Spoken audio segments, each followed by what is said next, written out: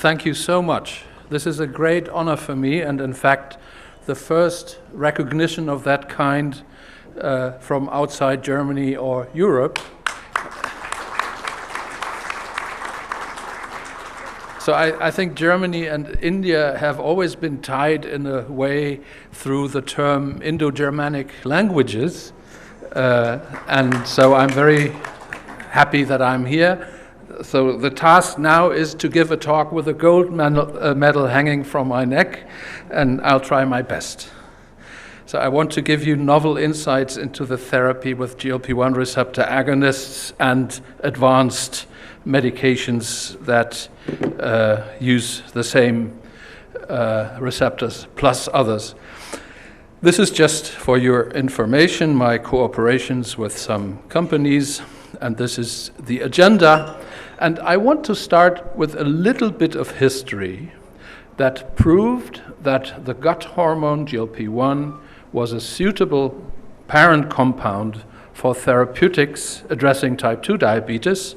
And to say that, I think we have to honor the teams in both Boston and Copenhagen who finally isolated the GLP-1 biological structure and showed that it is insulinotropic at very low concentrations. In fact, we are talking about picomolar concentrations, and the circulating concentrations are in that concentration range.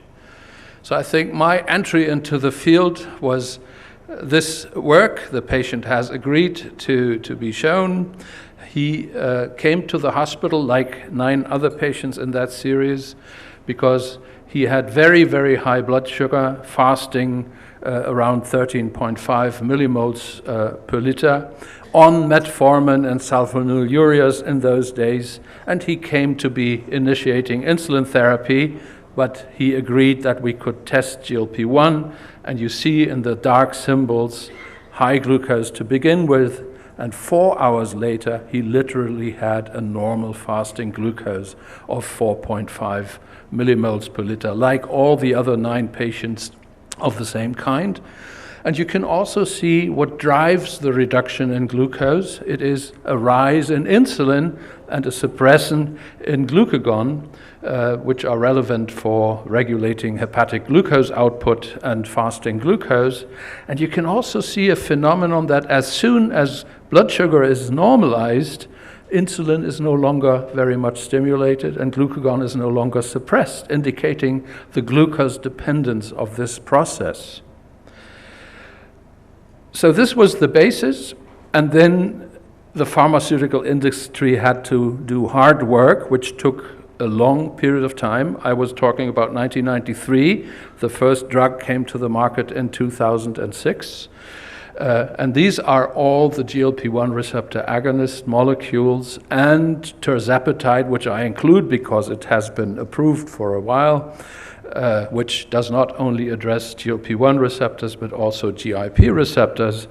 That is quite an achievement. And as you will see, the earliest one, exenatide, was good enough to be used in our patients, but the agents that came later all had very obvious advantages. They were developed for the reduction in blood glucose, like I showed in this proof of principle experiment, but then later it was found that they can also be used for body weight regulation.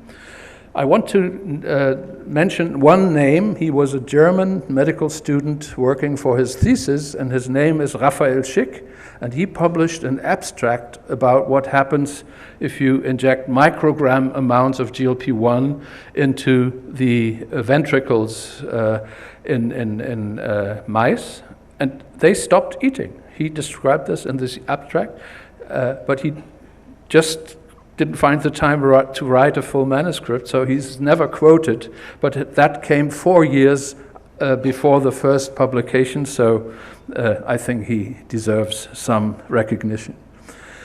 And physiologically speaking, this means that this is an experiment in healthy human subjects who come into the laboratory before breakfast. Then they eat breakfast and satiety goes up. and then they spend some hours, and satiety goes down slowly, but less slowly when they receive an infusion of GLP-1. So this is the subjective feeling of satiety. And then they did the real experiment. They offered them an ad libitum meal, and you see when they received the infusion of GLP-1, they ate 12% calories less. And you know what would happen if you eat 12% calories less with each meal you take in. Numerous studies have addressed the mechanism, and this is a cartoon showing what we know today. We know that GLP-1 receptor agonists like liraglutide and semaglutide, they have been studied most extensively. They really enter the brain, not diffusely, not through the blood-brain barrier, but through mechanisms that lead them to areas like the hypothalamus, most importantly the arcuate nucleus, where there are two types of neurons regulating appetite and food intake. And it's the POMC CART neurons that have GLP-1 receptors. And if you address those, they will inhibit the other neurons that increase appetite. So the appetite is lowered and food intake is reduced. And then there are projections from there to the hindbrain where probably meal termination is regulated. So that means the mechanism of action is reduction in appetite, which means you treat patients, in this case with semaglutide, they lose weight, and after 20 weeks here, some of them continued semaglutide treatment and others discontinued that treatment. And you can clearly see the ones who go on semaglutide lose more weight. And there is one message: it takes more than a year to reach a new plateau in body weight. So it's a very slow process. And if you discontinue, just the opposite happens. They eat again, so that changes the balance between energy expenditure and energy intake. And no one has done this to the point where we can say where this will end up eventually. So my guess is pretty much where you started before initiating this treatment. So basically, if you want to maintain weight loss over a long period of time, you have to treat for such a long time. 3 of the agents have been developed for weight loss. The first one was liraglutide, panel A. The second one is semaglutide in panel C.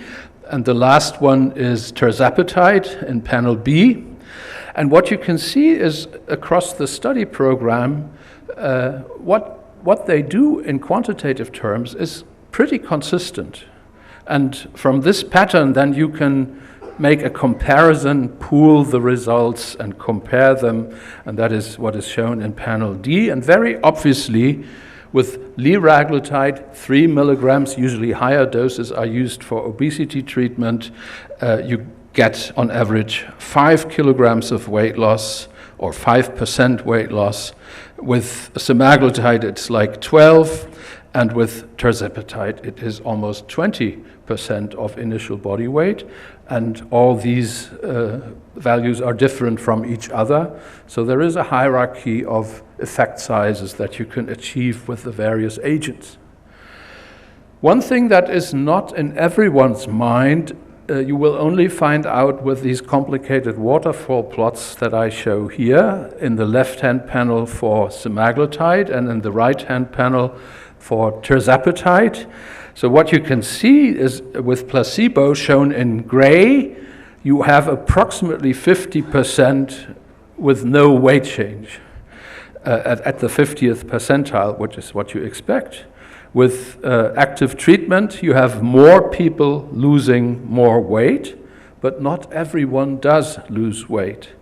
So just pointing to the extremes, for semaglutide, we have on the full dose of treatment, some people gaining 12% of their initial body weight, few of them, and we have others losing 53%, the extreme values. And for tirzepatide, it's pretty similar. It's either plus 18% or minus 53% as the extremes on that curve, which means there are some people who don't lose weight and others lose excessive weight. So we should not only look at the mean values from those studies, but we eventually have to address individual patients. And we have no way of predicting who will lose how much weight. So that is just something we have to observe. The story doesn't stop here. There are lots of initiatives to develop compounds with increased efficacy, both for glycemic control and body weight reduction. So what we have seen so far is the development from exenatide twice daily that was introduced in 2006 or 2007, and depending on the country, that's in the brightest green here. Then lixisenatide is the second short-acting compound in the somewhat darker green. Then came liraglutide and exenatide once weekly, dualaglutide, albiglutide, semaglutide for injection and for oral use, and last tirzepatide. And in panel A, you can see it was a little less than 1% HbA1c reduction with exenatide, the first agent, and now we are talking about 2.6, 2.7% HbA1c reduction with tirzepatide. If you look for target achievement HbA1c below 7 in panel C, this is just a mirror picture, so it's the same ranking. If you look for plasma glucose, it's also very, very similar. The exception is liraglutide, which seems to be particularly good in addressing fasting glucose. And the largest differences we see with body weight reduction. It was around 1 kilogram only on average with exenatide twice daily, and with tirzepatide in type 2 diabetes, we are now talking about 13 kilograms or percent. You can almost use this interchangeably because the mean body weight initially is usually around 100 kilograms. But we do not only use these drugs because they lower glucose or body weight, but they also address a number of really relevant clinical outcomes. And this is among the DPP-4 inhibitors and the SGLT2 inhibitors, the class that was first studied in these cardiovascular outcomes trials. And everyone hated that idea when the FDA imposed those guidelines and said, why such a waste of money? And I think now everyone is happy that we have seen the results, because they have not only translated animal studies to human reality, and I don't think we can claim we knew the outcome of the cardiovascular outcomes trials before they were performed. We were not in a position to predict those results. And so let's have a look in cardiovascular risk reduction. And basically, we are talking about the endpoint MACE, which is non-fatal myocardial infarction, non-fatal stroke, and cardiovascular death, and the time to the first event here. And then you can derive hazard ratios, which are shown in panel A for the diabetes studies. And you can see that these agents relatively consistently reduce the risk for MACE by approximately 10 to 20%, and that most of these results were significant. The exceptions are lixisenatide, which probably is just too short-acting. You are exposed to the drug for like 4 to 6 hours with a once daily injection. And the second one was the AXL study, which just missed significance. And there, 43% of the population stopped the medication in the trial. And where should the effect come from if so many patients discontinue? I think it is important not only to look for the hazard ratio in panel A, but also for the absolute risk reduction translating into the number needed to treat. Thank you. And that varies mainly, I believe, depending on the a priori risk to develop MACE complications in the various populations. And if you pool those results, you can see that in the end you have an absolute risk reduction slightly above 1%, which translates into a number needed to treat of 57, which is a lower value than you find for a meta-analysis of SGLT2 inhibitor results. And here I looked at the total populations. It was confirmed in patients selected to specifically have diabetic nephropathy and chronic kidney disease, and a recent study has also shown similar results in obese patients with atherosclerotic cardiovascular disease at baseline. So this is a new analysis here where we separated the patients who had either atherosclerotic cardiovascular disease at baseline or not. And in the top panel, you see that the results were pretty consistent, like for the overall populations, as you have seen it. All the absolute risk reductions go in the same direction, so show some variation. And here now the number needed to treat is 44 for the pooled GLP-1 receptor agonists. And if you look into panel E, then you see you have much wider confidence intervals. You have some data points left and some right to the line of unity, much less consistent results.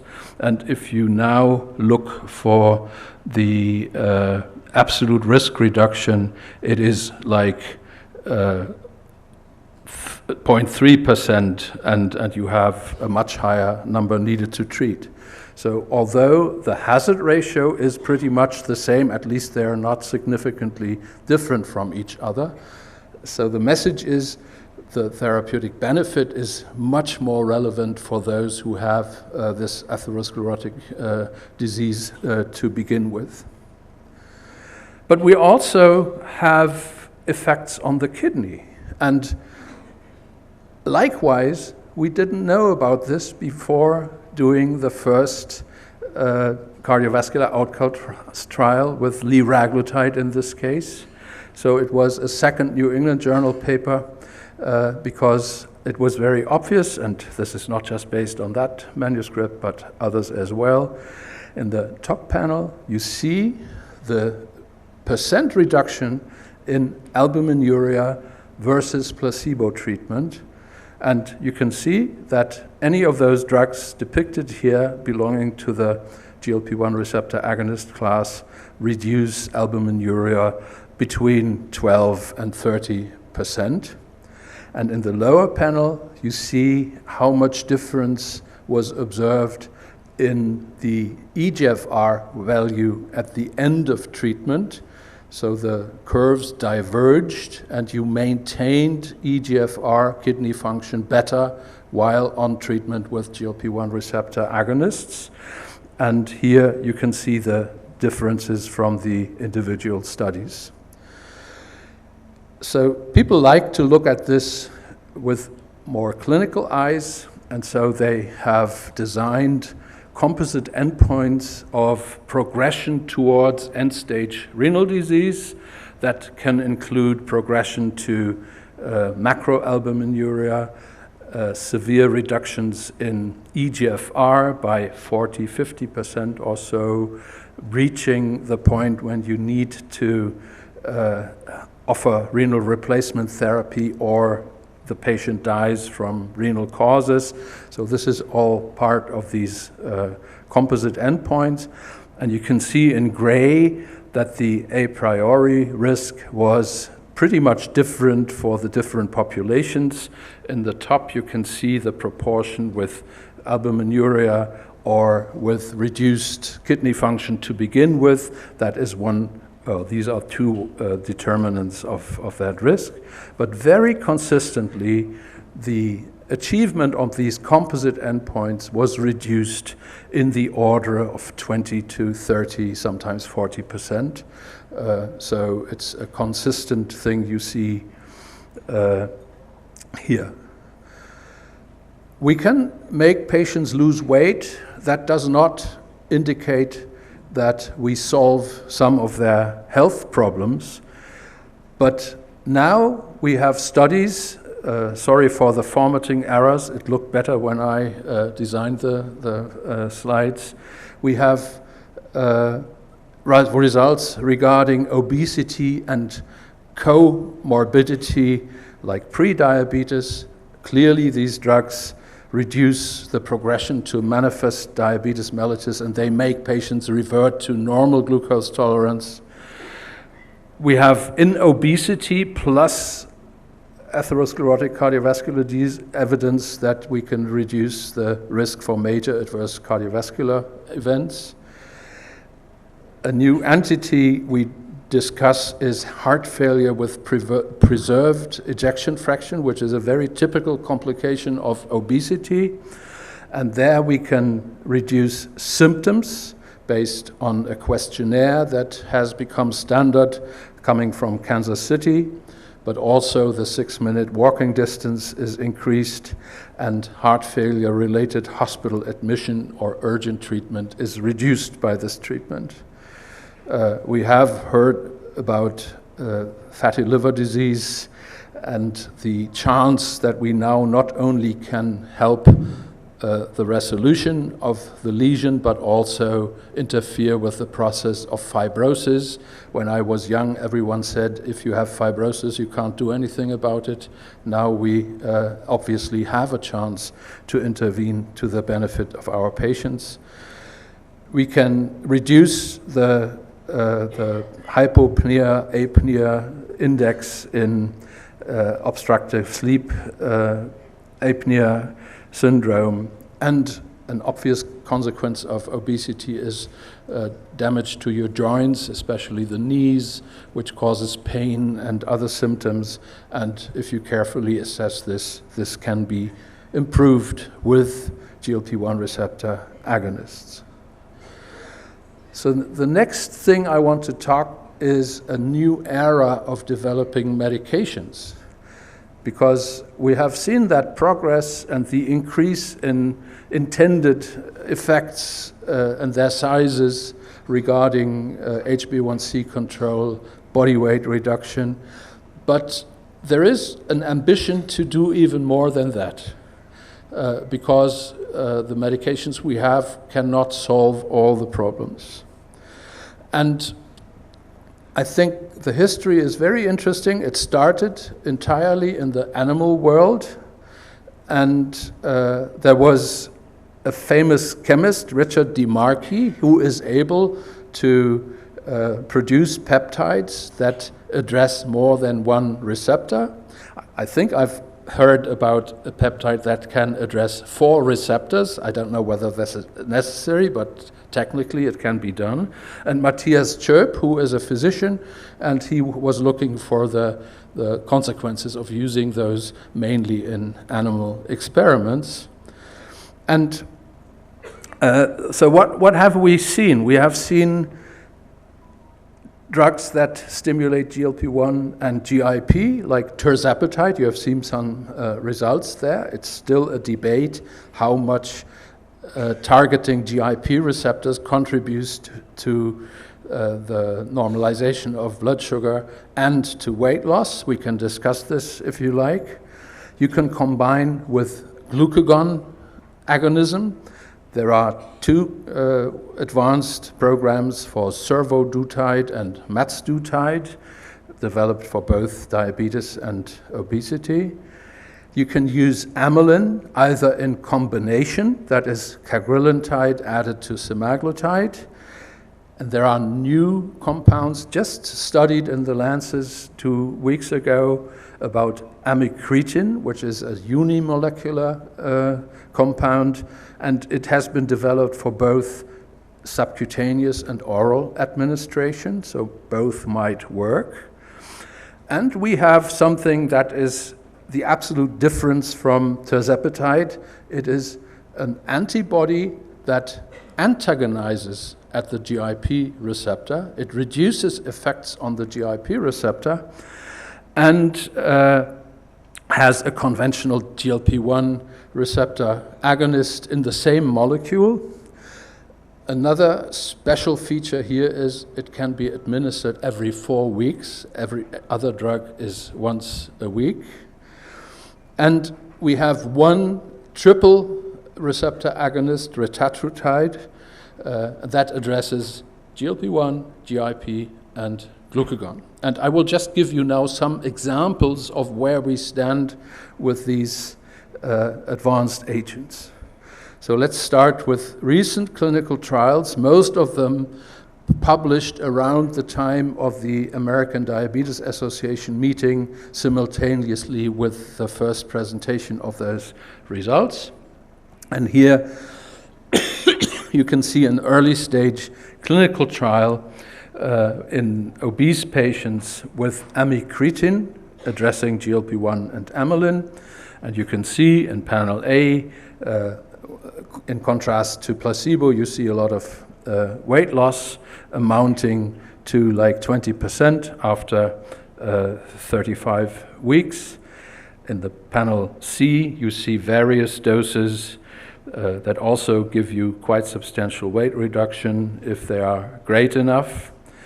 And here you see this summarized as the percent reduction in body weight and the estimated treatment difference to placebo. So impressive numbers, around 23% for the higher doses.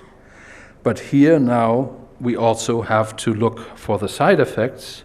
And if you look for the percent people who have nausea and vomiting, the high doses in part B read 82 and 47%.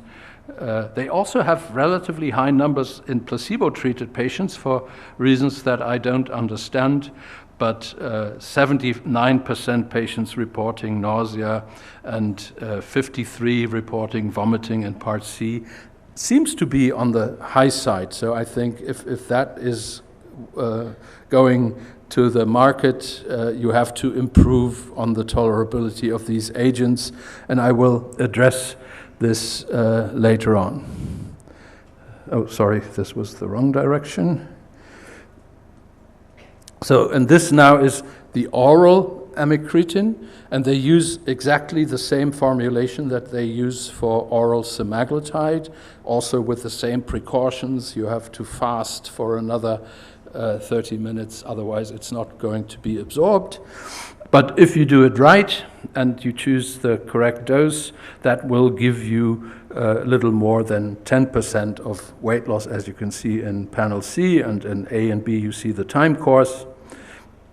But again, here we are talking about, for the higher dose, about 75% nausea, 56 vomiting, and with the 2 times 25 milligrams, 94% with nausea and 63 with vomiting. So I'm sure you have to do something before you can bring such a drug to the market. And this paradoxic development, GIP antagonistic antibody plus a GLP-1 receptor agonist, is shown here. It was studied in obese cohorts with and without diabetes. So in panel A, you see the results in patients without diabetes, and almost the doses don't seem to make a difference. You have a very consistent reduction of approximately 15%, sometimes more, within a year. You have little effect on HbA1c because there is no high HbA1c to begin with. And in the diabetic cohort, you have slightly less reduction in body weight, which I explain by the reduction in glucosuria that you should expect in these patients, which translates into an influence on the energy balance, because you no longer lose the energy with the glucose in the urine. And in these patients, you have impressive reductions in HbA1c by 2%, so almost as much as you see with semaglutide and tirzepatide. But again, here we have very, very high numbers, and I've only circled the vomiting, 68, 73, 87. If you do a little bit of dose escalation, it goes down to 43, 44, which still doesn't satisfy me very much, and it's similar in the diabetes cohort. So what can we do to avoid side effects? And this is data from an analysis that we are just doing of the existing GLP-1 receptor agonist agents and tirzepatide in diabetic patients, because we have more experience, more data in diabetic patients. And what we try to estimate is the development of tolerance between phase 1, when there was no intervention that could induce tolerance, and phase 3, where you have developed dose escalation regimens that are meant to modify the susceptibility to nausea and vomiting. And for this, we calculated the ED50s in phase 3 and phase 1, and calculated a ratio. And this ratio, if it is 1 or lower, indicates there is no tolerance, and if it is higher, that means they will develop nausea in 50% of the volunteers at a much higher dose, 5-fold higher in the case of tirzepatide and approximately 2.5-fold higher with both forms of semaglutide. And if you then look at the characteristics of the recommended dose escalation process, then you see you have more tolerance if you take more time for introducing the drug, and you should start with a low dose relative to the intended maintenance dose, and you should do it in many steps. So tirzepatide does it in 6 steps and has the best tolerance, and I think this could provide an initial idea how you have to shape the phase 3 programs for these more novel drugs, that they can bring out their potential for larger effect sizes, but still have no tolerability issues. With this, I would like to summarize. GLP-1 and GLP-1 receptor agonists effectively reduce fasting plasma glucose, HbA1c, and body weight in type 2 diabetes. This was how they were developed, and the body weight reduction was an observation that was made during that period and translated into specific studies in obese populations, and they showed it can be used for body weight reduction in obesity in the absence of type 2 diabetes. Going from the initial years, exenatide twice daily, to, let's say, tirzepatide, the efficacy has been enhanced considerably with recently developed compounds. We have data in type 2 diabetic populations that GLP-1 receptor agonists consistently reduce cardiovascular risk, MACE events, most prominently in those with pre-existing atherosclerotic cardiovascular disease. But GLP-1 receptor agonists also retard the progression of chronic kidney disease, diabetic nephropathy. With GLP-1 receptor agonists, we do not only achieve weight loss, but successfully address symptoms and consequences of obesity-associated comorbidities. And last, dual and triple agonists addressing receptors for gastroenteropancreatic peptide hormones with therapeutic potential promise greater effects on body weight, but seem to be associated with a higher burden of gastrointestinal adverse events, certainly in those early stage studies. And I'm not predicting it will be simple to solve that problem. Thank you.